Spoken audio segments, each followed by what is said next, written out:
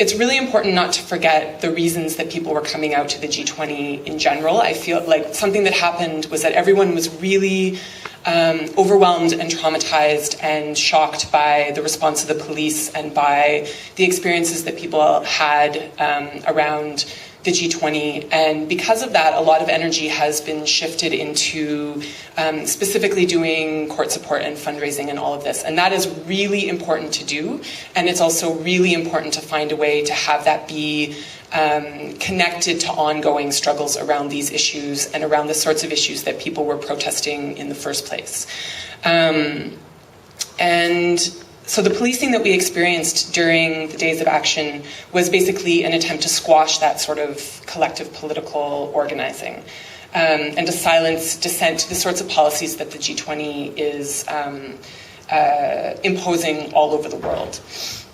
And basically what came out of the G20 meetings was a promise by G20 leaders to have 20 years of austerity measures. And these austerity measures are just a continuation of the sorts of things that everyone was protesting in the first place. Further cuts to education, social services, jobs, healthcare, welfare and ODSP, community organizations, and so on. And these sorts of situations are going to lead to further protest and further collective action, and they're also going to lead people to situations of further desperation and poverty and marginalization.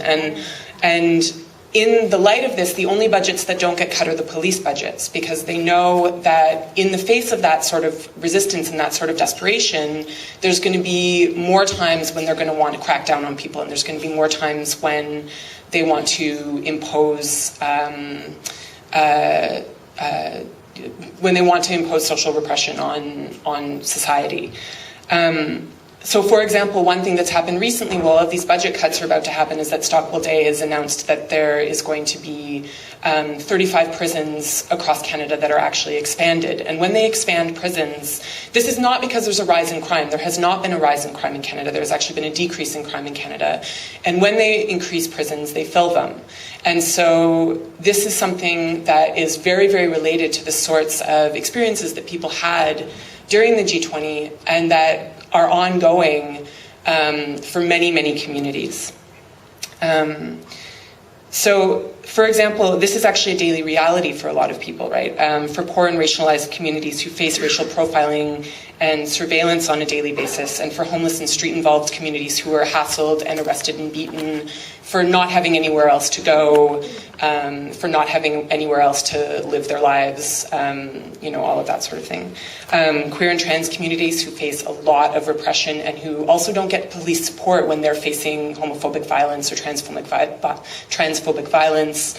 Indigenous communities who are organizing around Indigenous sovereignty issues, around land issues, and also for people who without status who are rounded up and detained. And so the sorts of policies or the sorts of practices that we saw police enacting during the G20 are the sorts of policies and practices that many people experience all the time from police. And this is why this is a really important time to be working with community groups and working with organizations that are struggling around these issues. And drawing attention to the fact that this isn't a one-time thing, right? And that it's not enough for, whoever happened to be in charge of this particular situation to be forced to resign, that's not actually going to fix the systemic issues.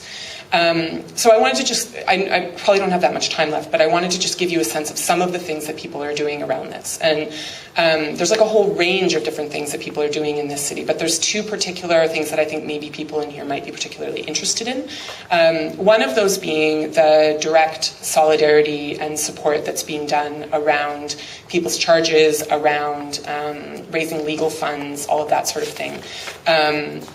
That's come about through this basically a network of different groups that have come together to try to organize support, right? And basically, it's a pretty loose network at this point that doesn't actually have a name. We actually have a meeting tonight, and hopefully the name is one of the things that will be established this evening. But I'm sort of loosely referring to it as the G20 Community Solidarity Network, and I'm using that because that's a name that people have kind of put out there. But basically, there's various different committees on this, many of which are looking for more people to get involved. There's the 17 Defense Committee, which is basically providing direct support for the people who are charged with conspiracy charges.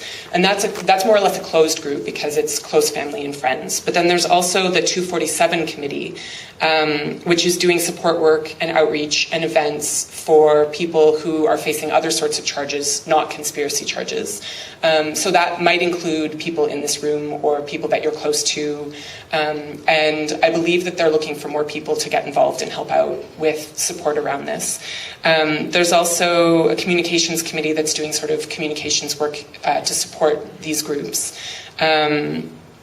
And the communications committee is looking for people who have communications experience or who would like to have that sort of experience. There is a fundraising and events committee, which is always looking for more people. The fundraising goal is, I believe, it's either 200,000 or 250,000 to help pay for people's legal expenses and travel and all of those sorts of things. So it's quite a lot of money to raise, and we're always looking for more people to get involved with that. There's also an art committee, so if there's artists in the room who'd like to get involved in doing sort of artistic support around fundraisers or just, media work using art, all of that, that's also really great. There's the MDC, which you've already heard about. Thank you very much for organizing this also. And then there's a political strategy and people's inquiry committee that's sort of come together to talk about how might it be possible to try to do some sort of more grassroots kind of inquiry into what happened. So basically, this is a really good place for people to get involved if you want to take action on these issues in a collective political way.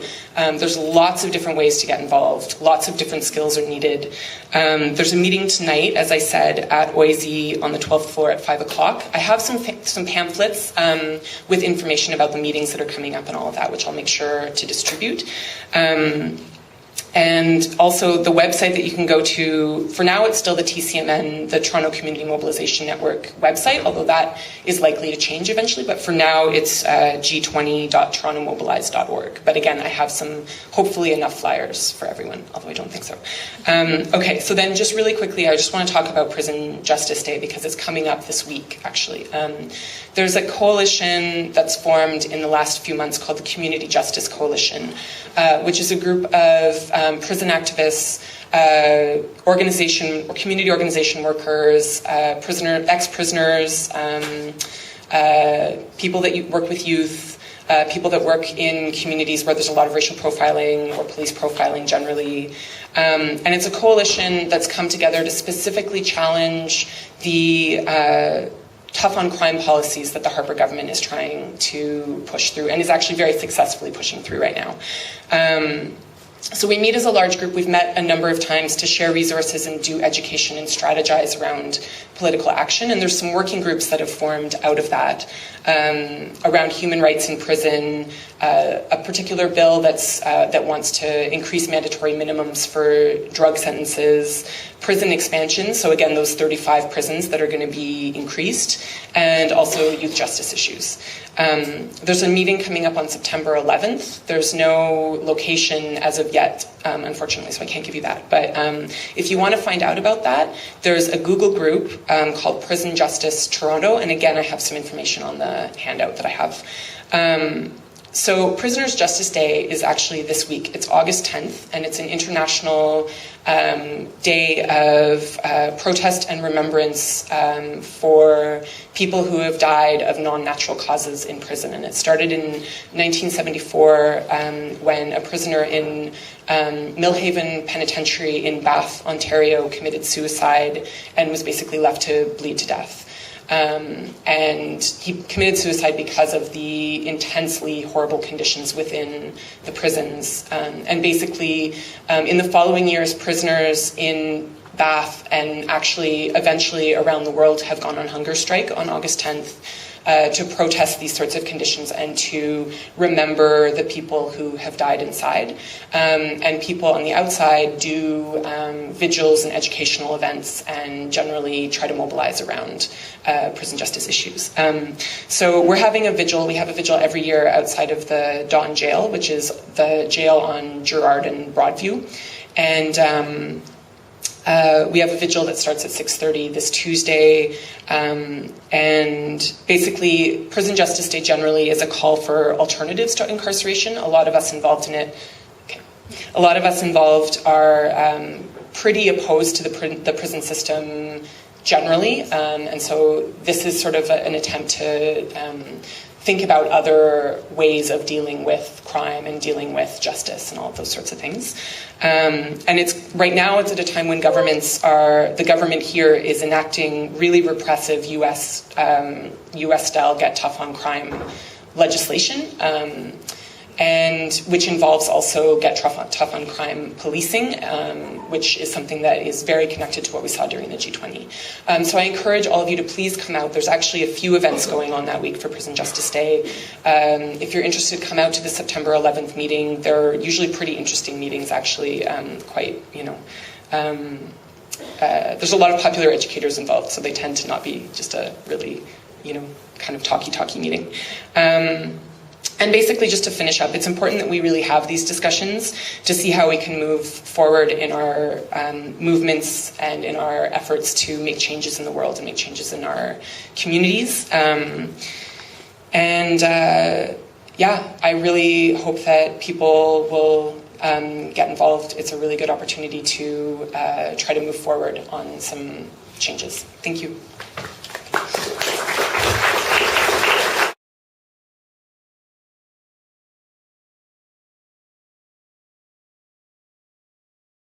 Mobile broadcast news